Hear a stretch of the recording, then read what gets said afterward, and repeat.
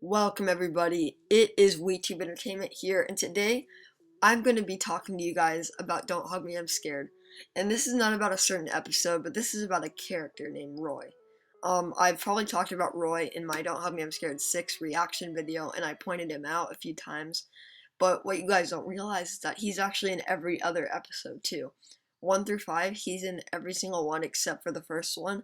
And many people just believe that in the first one, Don't Hug Me, I'm Scared, the storyline of the series wasn't really thought of at the start of Don't Hug Me, I'm Scared. So that's why he wasn't in the first one, because they hadn't even come up with the idea of Roy. But what Roy actually represents in Don't Hug Me, I'm Scared is the media and how it affects the characters. So today I'm going to be showing you where he is in all the episodes and then explaining more.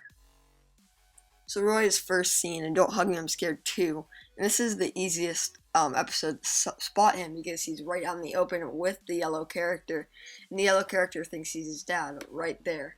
So there's Roy, and he's first seen in Don't Hug Me, I'm Scared 2, and then as you can see, everything turns dark, which almost seems like kind of a reference that Roy kind of has control over all these characters because he's the media and everything goes dark when they show him. So that is the first sighting of Roy. Let's move on to Don't Hug Me, I'm Scared 3. So the next spotting of Roy is in Don't Hug Me, I'm Scared 3, and he's seen twice.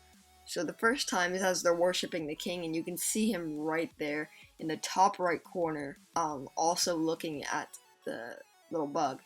And then it showed the yellow kid in the seat, and you'll see Malcolm on the right side of him. So Malcolm is seen twice in this episode, and that seems kind of interesting. Let's move on. So Roy can now be seen in Don't Hug Me, I'm Scared 4 in the very right hand corner in the back of the room, and this is one of the harder times to spot him. And then also you can see him in the painting near the middle of the room with the yellow boy. And then something big happens in the storyline where the red guy actually leaves the room and he realizes that this is all a show, and he kind of knows now that the media is not real. As you can see, he walks in and it shows kind of like a scene of the episode, and then you can tell that it's all fake, and then his head blows off because he realized it was a show. So guys, in Don't Hug Me, I'm Scared 5, Roy's hardest to see in Don't Hug Me, I'm Scared 5.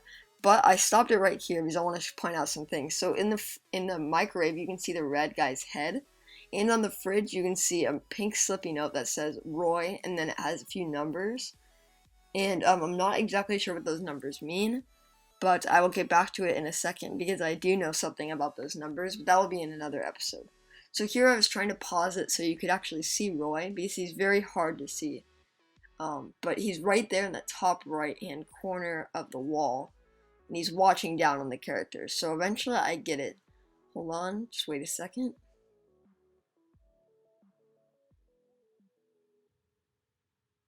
And there we go. So as you can see, he's in the top right corner, watching down on the characters as they are pretty much part of his control as they are making another episode for the media.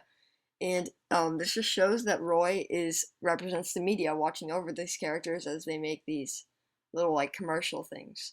So that is all the sightings of Roy. So the last thing I want to talk about is in the 5th episode, there are a lot of brands and products used, and a lot of them actually have Roy's name on them, showing how he represents the media once again. So let's go through some of these clips where Roy's name is shown. So guys, right at the beginning of Don't Hug Me, I'm Scared 6, sorry, it shows the two characters sitting there, and you can actually see Roy's name on a ton of products in this room. So if you look on the far right hand side, don't just ignore all the left side of the room, you'll see all the products pretty much used in the video. So if you look at the very bottom shelf, you'll see one that looks kind of like nuts, and it says flakes on them, and it actually has Roy's name in it, and we'll see that later on in the video. I'll point that out again. And then you see on that shelf above it, on the right side, it says Roy's Red on that red bottle. And then if you look in the middle on the health juice, it says Roy's in the top left on that yellow area. And on the flower to the left of it, you can see another little yellow spot in the top left, and that kind of looks like Roy's name as well. And then if you look at the brown glass in the top, very top shelf, you can see Roy's Brown. So those are all the products with Roy's name on it in Don't Hug Me, I'm Scared 6. And I will show you guys some other things with Roy's name as well.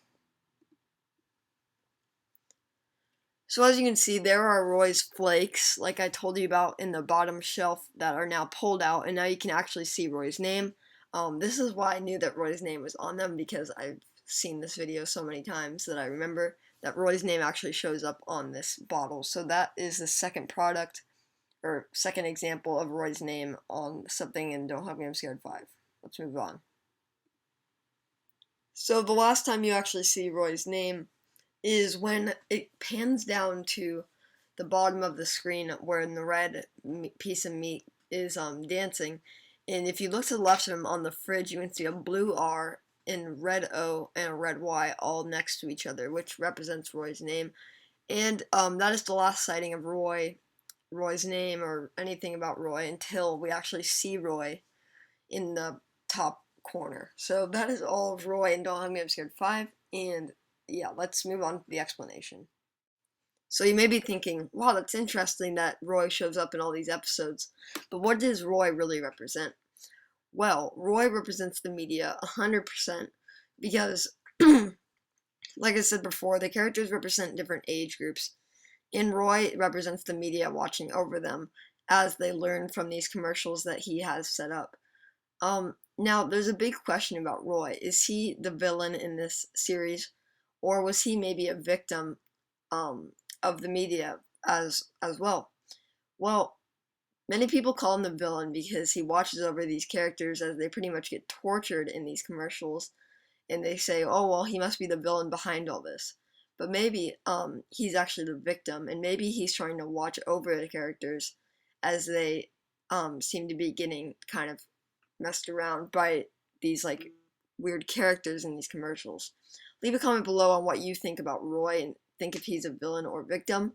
And drop a like if you enjoyed this video. And also, if you want me to make a new video, because I do have some more data about Roy being a villain or victim, leave a comment below saying you want it. If you want it, just say yes in the comments. And if you don't want it, just say no. And yeah, thank you guys for watching. Please like and subscribe to my channel because it means a lot. And my channel is growing pretty quick, so thank you guys for all the support. And see you guys later. Peace out.